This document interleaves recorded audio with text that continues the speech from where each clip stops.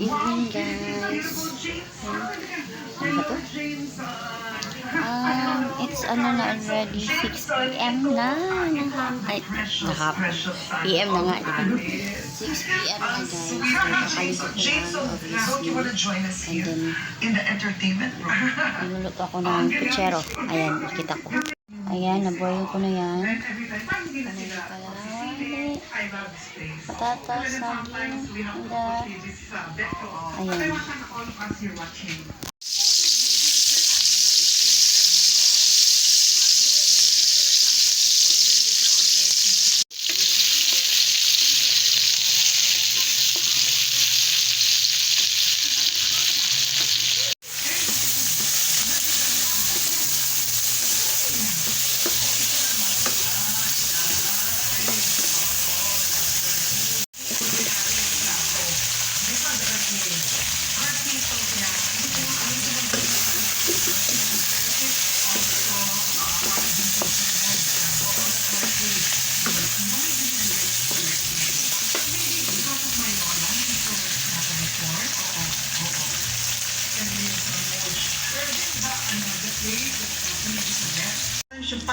Yeah. Pero I wanted to ask you, di ba ginawa mo yung basement talaga for your...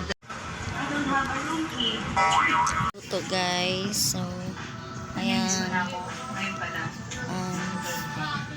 Hangover konti kasi nag-inom kami kahapon.